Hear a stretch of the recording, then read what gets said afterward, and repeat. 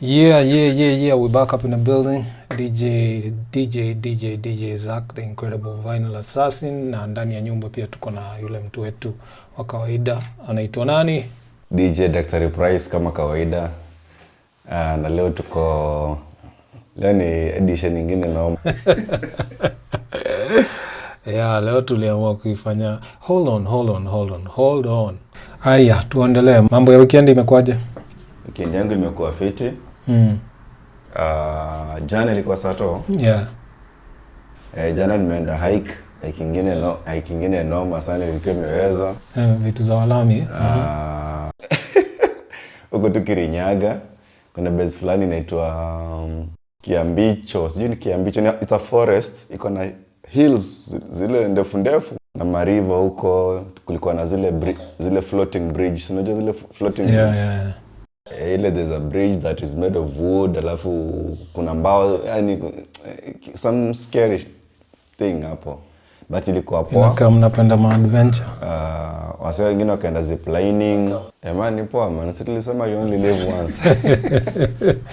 Na mngekutana na zile lion. Oh shit. Sijui kama umeona hii video, nikaa ile lion ilipatikana na madogi zingine zile si dogi za kawaida. Cause hiyo dogi ilirarua hiyo kitu zilifight, nikaa lion mbili zina fight, but ilikuwa ni lion na dogi. But umse hakushare the end of the video, so hatujika at the end dogi ili rest in peace ama ilikuwa aje. Lion ilishika irudisha kwa its natural habitat bana, iache kupatia watu scare. Mi weekend yangu haikuwa exciting vile, because the whole week imekuwa a bit of a challenge. Since I think Tuesday nimekuwa nikistruggle na story za maji ndani ya hii mtaa. So nimekuwa kuoga kwa ndoo na vitu kama hizo. Vitu zingine nilikuwa nafikiri nimeachana nazo mshadha.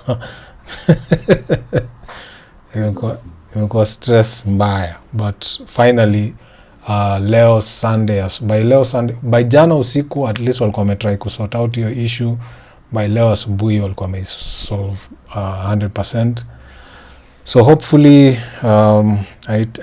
because it's like last month or the month before tulikuwa na similar issue, but it didn't take this long and it wasn't this bad. So I hope this time what I solve once and for all. But anyway, so unajua vile tu incompetency.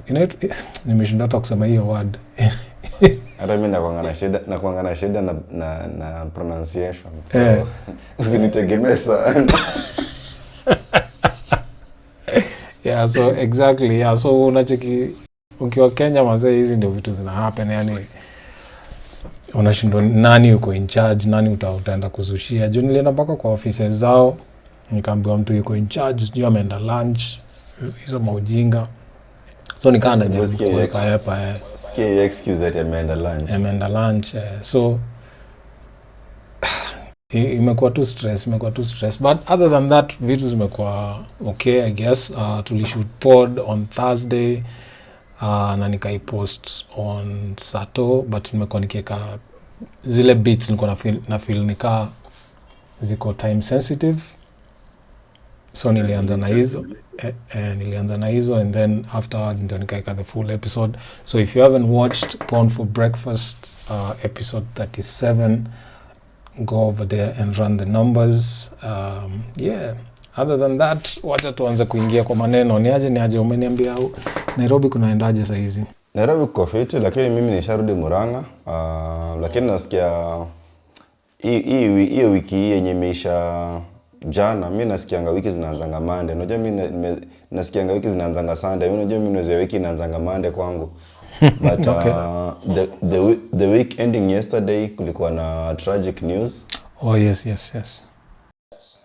Sasa nikaona hiyo tragic news ni kitu yenye tumekuwa tukifollow up for quite some time, but hatukuwa tunajua itafika hii point. Huyu dem mwenye alikuwa reggae head, yani MC, yani alikuwa like versatile. Fire Mama, rest in peace. But kitu alikuwa anajaribu kusema ni kitu yenye actually watu wengi wako affected, but probably hawajawahi patiwa the diagnosis.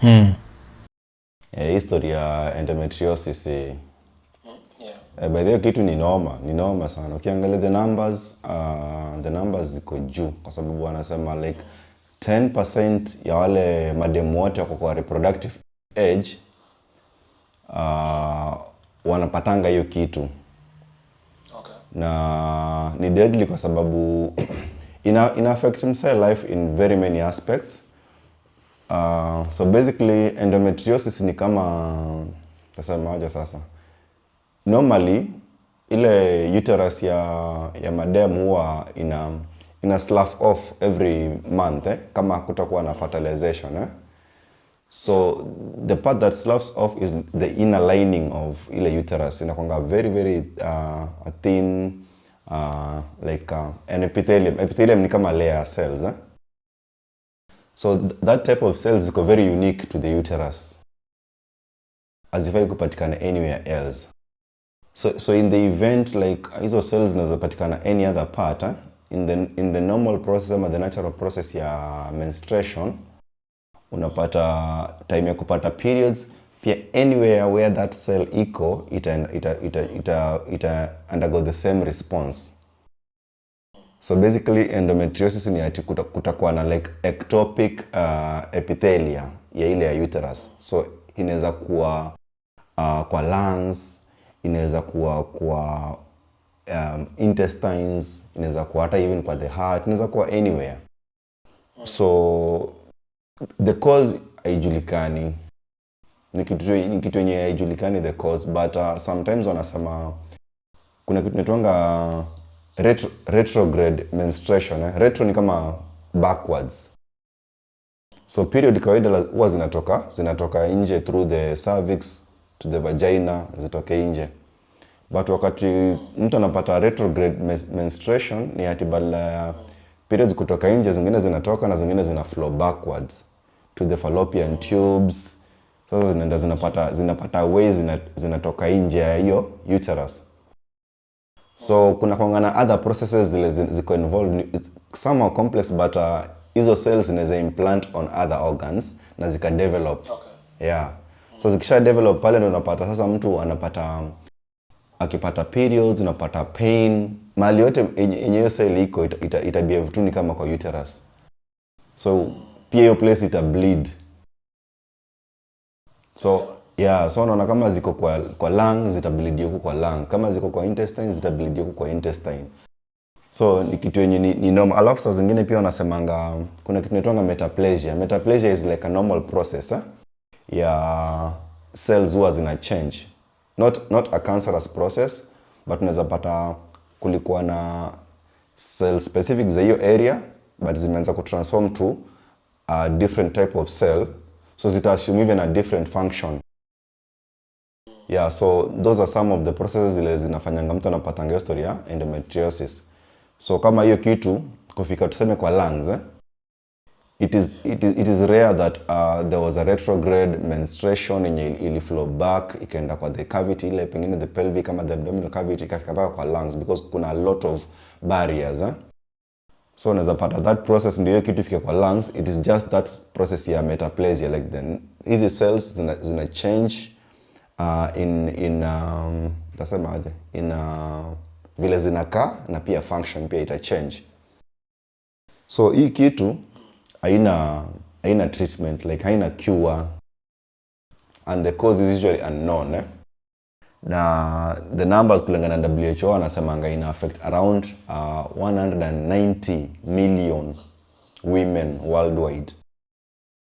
So si kitu ya mtu mmoja. So the symptoms zinaweza range kulingana na severity, how much of the cells ziko distributed in the body, but most of them wana present na ile uchungu mingi during time ya periods.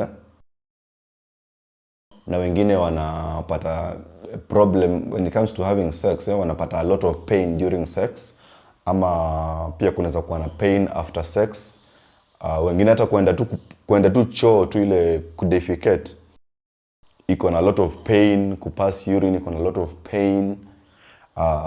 Wengine inaweza end up kufanya watu wakuwe infertile. Yeah, so some of the things that zinaweza saidia wase kujua how to manage hizi symptoms is through mostly awareness, because many women wako na symptoms but hawajakuwa diagnosed na hiyo endometriosis. Yeah, so mtu yote mwenye na experience maybe pain, a lot of pain during their menses, ama pengine ako na pain during sex, ama ako na pain after sex, ama ako na pain akienda long call ama short call, ako na nausea, sometimes ako bloated, sometimes ako na zile signs za stress, ma signs za depression, anxiety hapo. It is good to be checked, na hakuna ile njia mzuri ya kumekio diagnosis ati unaweza chukua tu history useme ni endometriosis. Sasa lazima utachukua history, utafanya examination yako, lakini zile vitu zinaweza saidia kabisa ni kitu kama ultrasound. Mtu akifanywa ultrasound inaweza onyesha kama kuna like ectopic hiyo endometrial ama itoje yeah, the epithelia kama inaweza onekana elsewhere other than in the uterine cavity. Also kuna vitu kama MRIs zinaweza oneshana. Sometimes siku hizi kumekuwa na more advanced way of doing investigation yenye huwa ni some surgical, wanafanya ngezo vitu wanatanga laparoscopy. Laparoscopy ni kama wanatoboa kashimo kadogo alafu wanaingisha kamera, so wanaangalia tu. Hata siku hizi surgery zinafanywa na laparoscopy, like they just put a camera and very small I underwent through that. Nili go through hiyo ile time yangu ya inaitwaje, appendectomy. Yeah, so walifanya hivyo, badala ya kunipasua waliniambia watadunga mashimo 3 so nilidungwa shimo 3 kwa tumbo, and then they did the whole thing using cameras and So yeah, actually that's the new frontier in terms of surgeries, like less scars, less complications, nini. Alafu pia aesthetics, unapata like cosmetically ni ngumu mtu kujua ulifanywa surgery unless umuoneshe by the hii ni surgical scar. Yeah, cause zangu the last time kuna mtu aliziona kaniuliza kama nimewahi shutiwa cause it looked like a bullet wound. Yeah, so that is how like you might end up diagnosing your endometriosis. So the treatment most of the time ni because hii kitu ina affect na the hormonal changes zile zina take place kwa a woman, then ile conservative way ni kutumia tu hizo dawa za kubalance the hormones.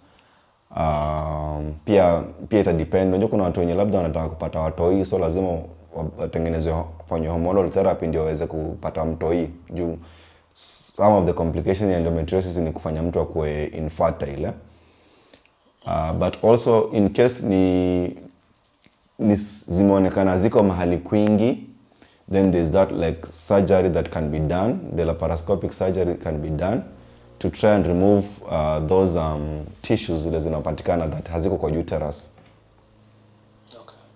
So yeah, endometriosis by then ni normal na watu wengi wanaweza kuwa nayo na hawajui. Sasa that is the thing, yeah.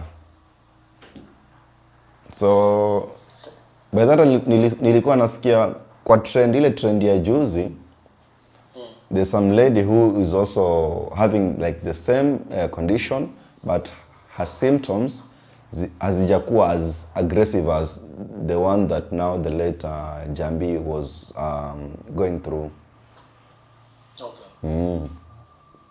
Manze, hapo ndio si some thoughts and prayers, because basically anaonekana ali go through some serious pain, yani ilikuwa serious sana. So you've seen the images that she had shared on her socials, the tubes, it wasn't ni traumatizing kiasi, Damn. So just like that, fire mama ametuacha mazee. I think kwa pod tuliongea juu yake mimi na Ruby, tukapatiana our inaitwaje interactions ile tumekuwa nazo na yeye, because we worked slightly close kwa ajili ya connection zake na connection zetu zilikuwa zina overlap, so tulikuwa tunakutana in a few places here and there. So yeah, so rest in peace to the one and only Fire Mama Jambi Koikai. Sauti yangu na feel nika unaisikia vile ina sound ya sauti yangu iko sawa, sijui ni nini mbaya, wacha nikuje maji cause nikaa siwezi ongea. iko sawa. So also there's another thing that I wanted to, I don't know if many people know, Yeah. but in terms of diagnostics, mtu akikuwa na pneumonia anafanyanga test gani sana sana after like amemaliziwa na daktari pale kusikizwa nini, anafanyanga test gani? Ama kama mtu akona respiratory illness? To be honest, I wouldn't know. The last time I was told I had pneumonia, to be honest, like mimi nitakwambia tu ile vile na feel, right? Na feel nikawa wale wasee walikuwa wanataka tu do yangu. Nilienda hosi fulani. Nikuchapia hiyo story. Kwamba jamaa alianza kuweka malaini hapa ati lazima I felt trapped, and then they just wanted my money, and then ended up being admitted for like, I think I stayed there for a week. Crazy ass bill, and nikaambiwa ilikuwa pneumonia nini, but I feel cause much later hiyo hosi ilikuja kupatikana na mascandal, kasikia all the what you call it, insurance companies pulled out. Yeah, cause kulikuwa kuna hiyo scandal, so ilikawa wase walikuwa tu on some bullshit. Cause I walked in there like it's something I was feeling like the whole week, kuanzia Monday to maybe around Thursday, niko na feel too something is wrong with me, but I need to be just to go check, right? So on my way from work nikifikiri hiyo hosi inakoga katikati ya job na mtaani, so on my way home nikasema wacha nipitie tu awase wanipatie tu vidonge maybe ni feel poa. Kufika hapo mazee, before you know it mazee, niko na tu burungo to IV, nishapewa form ni sign, saambia ni nini kidogo ni oxygen. Mse ashaanza kuniambia hapo sijui nini kitu ni very severe, sijui ashaniletea I was like what the hell. Ngambia buda, acha niende home cause nijipange nikuje. Mse azi tayari ashanidunga hizo vitu. I felt trapped, to be honest. This was like 2016 if I'm not wrong, 16-17 hapo actually, yeah. Okay, so in relation to your story,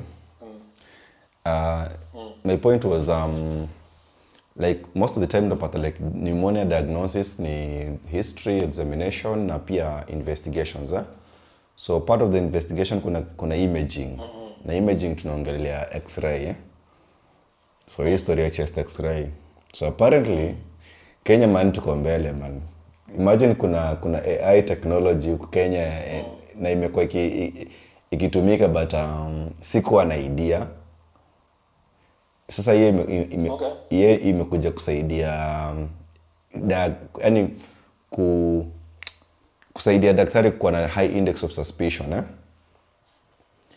So ideally there's a technology, there's an AI technology that is being used actually abroad. It has been used it is used in America, it is used in Australia, it is used in North America, even in Europe. So in Africa, not many countries have acquired the technology, but in Kenya, apparently we have the technology, and a few counties are in possession of the technology.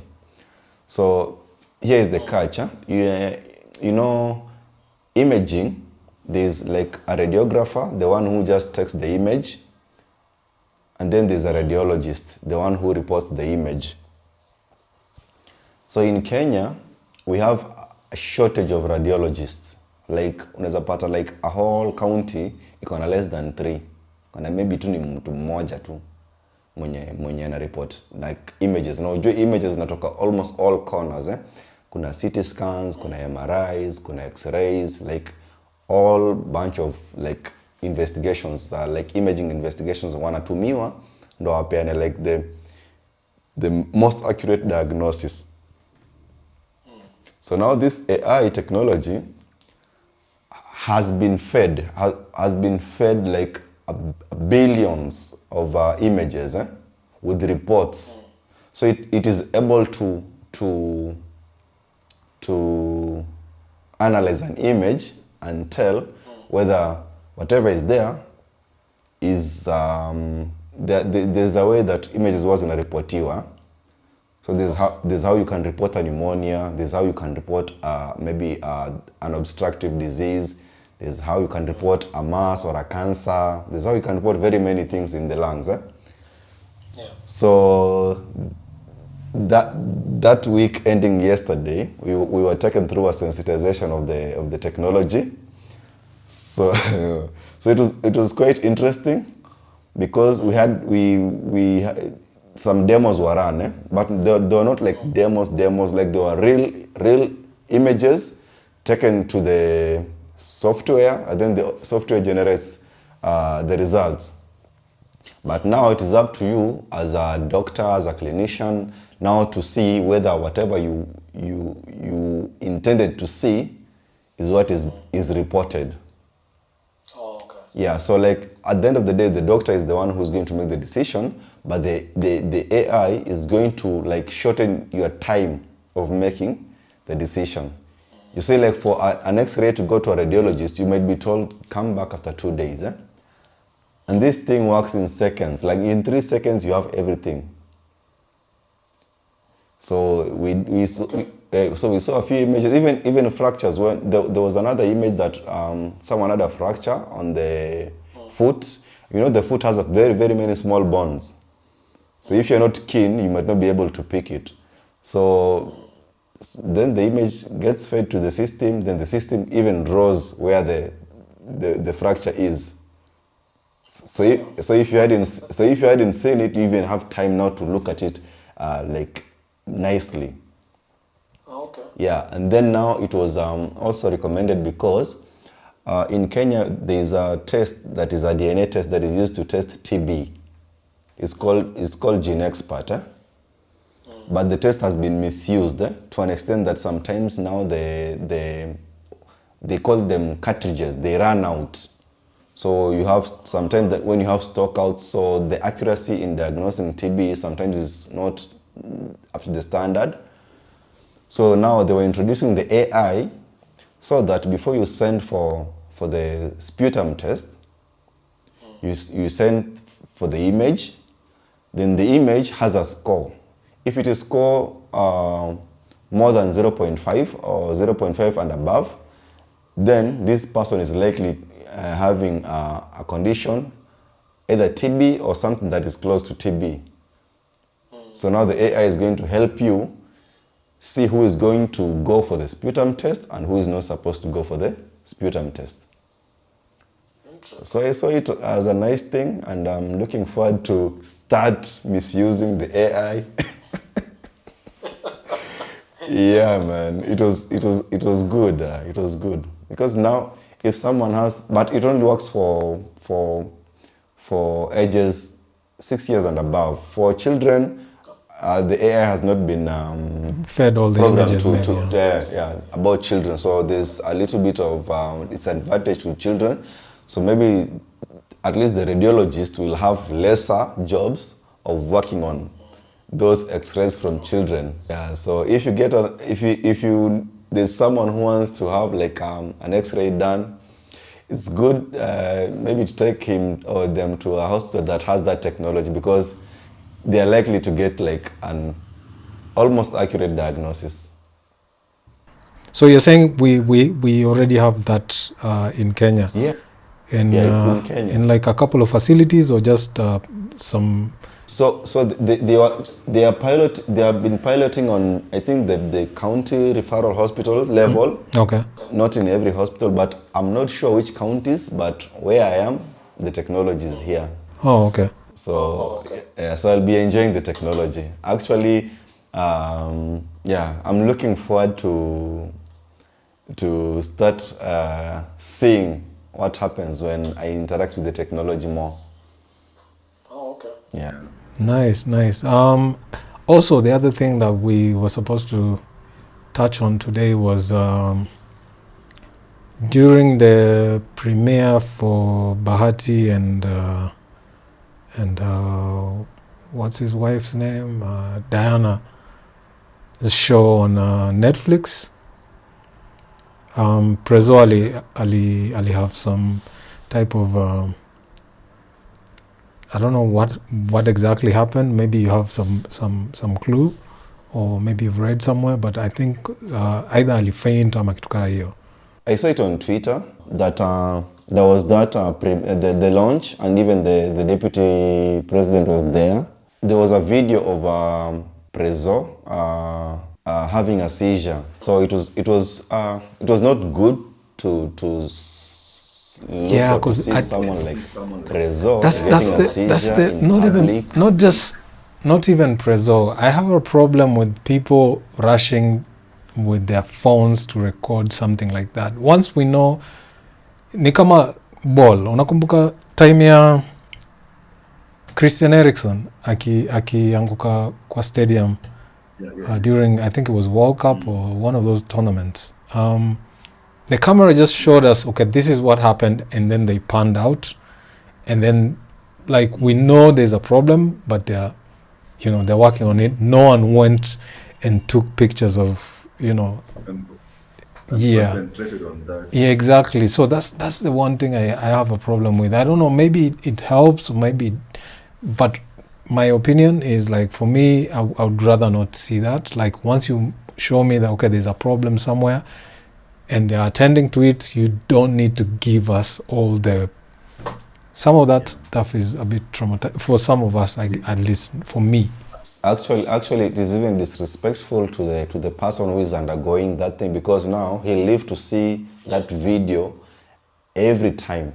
And maybe sometime, someone will use it to troll him. Maybe almost say bad things about them. Yeah, it wasn't a good look. Now other people started saying that he's been doing hard drugs, so maybe he hadn't had his fix. So there was a lot of talk about it, but it was so unfortunate of him at such an event, which was supposed to be like something like a memorable experience for him. Plus the fact that the government was there, it was such an opportunity for very many things. But that's how it went for him. But I think he later gave a statement that he was okay. Yeah, I think they took him to a hospital, but also the other people were asking why would such an event lack like a medical team, like an emergency team, because you see, a seizure, if not managed well, it can be fatal to some people. So it was very fortunate of him that he got out of it, but it was also somehow irresponsible of the organizers not having a team standby. But this is allegedly. Please don't quote me. That is what now they said. But I think we are here to have a statement maybe from the organizing team. I also feel like there are Kenya is like a few things about these accidents should change. Kuna kuwaga na hii story mimi husikia mtu eti mtu akigongwa and then let's say umpate kwa barabara na gari yako, umsaidie, umweke kwa gari yako, umpeleke hosi, somehow you end up being victimized to some extent. Wasema sijui gari yako inashikwa. I think some of those laws zinafaa kuchangiwa, because hizo zinasababisha watu wengi sana wanaachwa kwa barabara simply because msee anaogopa kudeal na hiyo story huko mbele. Anaweza kuwa anataka kusaidia huyo msee kufika hosi, but hataki kudeal na hizo drama za huko mbele za gari yake kufungiwa, cause apparently wana suspect maybe yeye ndio amemgonga, vitu kama hizo, you get. But there's a day that I was listening to one of these insurance guys, and specifically about the motor vehicle insurance, and what they were saying was nowadays we are in the era of smartphones. So if it is matters of evidence, when an accident happens, if you take photos, like photos maybe in different angles or something, you can even move your car now. You can continue with other things as long as now you're going to report the insurance company. You see, back in the days, they used to say like when an accident happened, nothing moves until the cops come. But nowadays, you're just supposed to show them how, like the images, now they'll figure out how it happened. Rather than now having like a traffic jam because of you are at a place where cops will take around 2 hours to come, and then there's a whole snarl up. But my concern is usually just with these, like maybe pedestrian amegongwa and then ana need kupelekwa hosi. People are usually very hesitant kumbeba kumpeleka hosi juu it might be a case huko mbele they are not ready to deal with.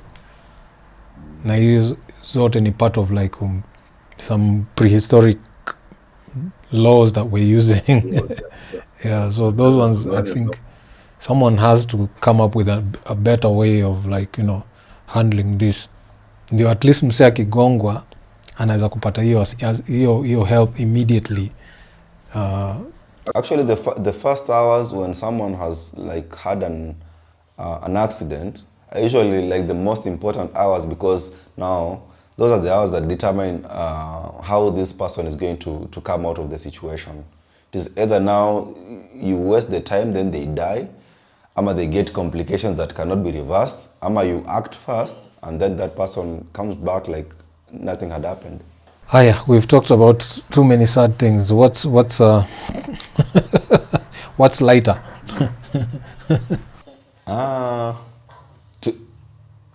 Today I saw some, but this is international. Today I saw a post that P. Diddy has finally sold Revolt, the company, yeah. But he has sold it to the employees. The employees have bought the company from him. Yeah, so it is still running, but it's being run now by the employees now.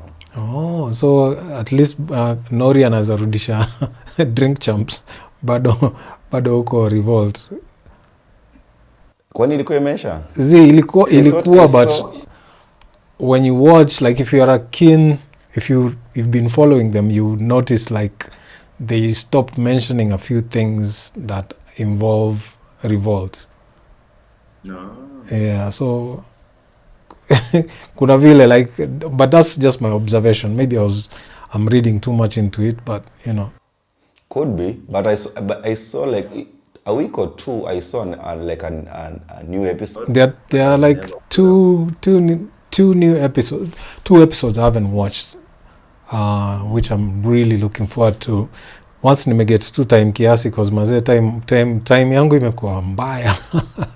Time yangu imekuwa mbaya, so kuna vitu mob sija watch, but yeah, nimeona kuna episodes 2 interesting na nafaa kuwatch. Kuna moja ya Pitrock na Common, and then kuna hii ya jana ni ya Dog Pound DPG. I think Leona hiyo Pitrock na Common, but siku you watch Leona like a post, because I get notifications premiere.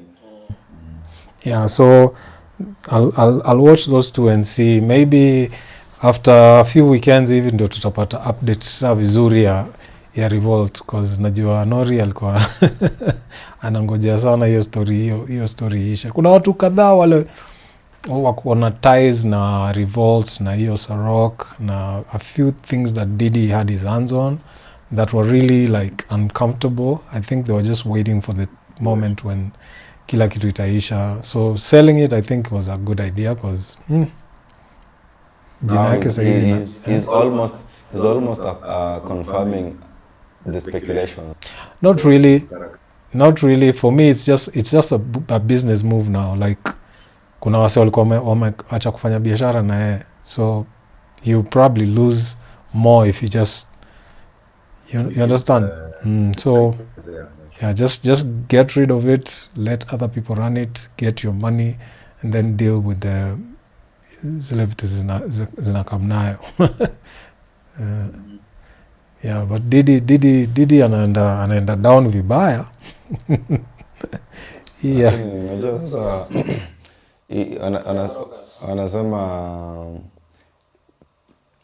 anasema like ukifanyia mtu kitu mbaya utalipwa tu ukiwa hapa. Malipo huwaga ni hapa. Yeah. And also pride comes before a fall. Yeah. So anyway, yeah, I think that's about it for today. Tumejaribu even though it's haikufanyika vile si uifanya, tuli have to do virtual, so hopefully next week tutajaribu kuona kama tunaweza do vile si uifanya. Yeah, sure. Yeah, otherwise but hii mimi naona nikaa hii iko poa. Ni vile tu si wenyewe ndio tunakaa tumechoka kiasi. Maybe tutajaribu a couple of more episodes hivi ndio tujue, si ndio? Yeah, because si ndio tunakaa tumechoka. Otherwise mimi sioni kama kuna ubaya. In fact hii tunaweza fanya daily hata. Bas. So I think I need to like ni program mind yangu now to have this on a daily. Okay. Unless there is a challenge, but yeah, unless team ikose mimi sina backup. Yeah, but yeah, story azikosangi, alafu sometimes pia kuacha story ikae mpaka wiki mzima, sometimes it gets watered down.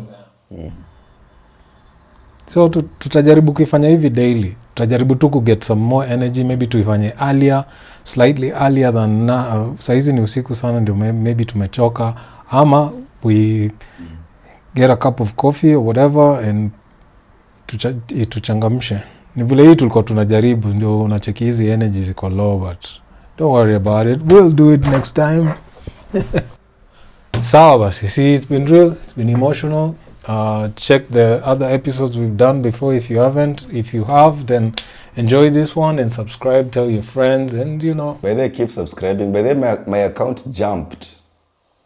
I'm almost I'm less than 20 subscribers away from hitting 1,000 subscribers, thanks to the cosign. Yeah. Actually, I think by next week I'll be 1,000 subscribers strong, and actually even my watch hours are like climbing.